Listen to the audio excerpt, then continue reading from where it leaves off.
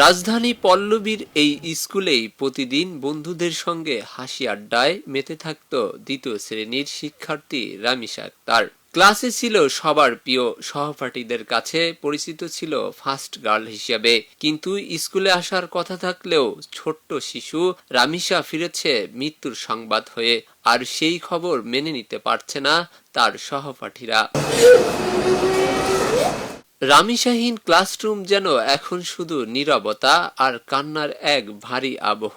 প্রতিদিন যে বেঞ্চে বসতো সেই খালি জায়গায় সর্দার ফুলের দিকে তাকিয়ে কান্নায় ভেঙে পড়ছে তার সহপাঠীরা।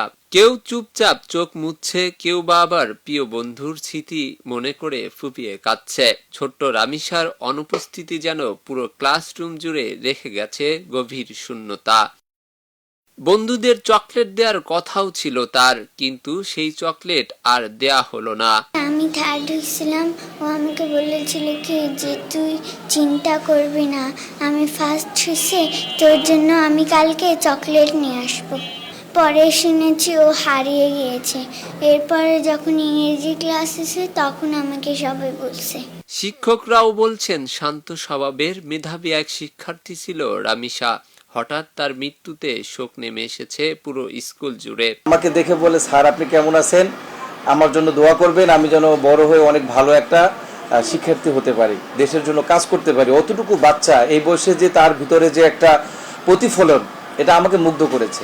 নিকৃষ্টভাবে নির্যাতন করে একটা শিশুকে হত্যা করবে 7 বছরের, এটা আমরা মানতে পারি না, সমাজ মানবে না, কেউ মানবে না। কাজে আমি মাননীয় প্রধানমন্ত্রীর কাছে একটাই আবেদন করব, জনসম্মুখে তাকে ছেড়ে দেওয়া হোক, জনগণই এর বিচার করবে। আমি টিচার হিসেবে যখন সহ্য করতে পারছি না, আমি খেতে পারছি না, ঘুমাতে পারছি না, কিছু করতে পারছি না।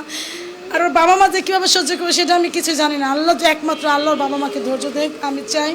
এদিকে প্রিয় সহপাঠীকে হারানোর শোক আর ক্ষোভ নিয়ে মানববন্ধন ও প্রতিবাদ কর্মসূচিতে অংশ নেয় শিক্ষার্থীরা। তারা দ্রুত বিচার নিশ্চিত করে দোষীদের সর্বোচ্চ শাস্তির দাবি জানায়।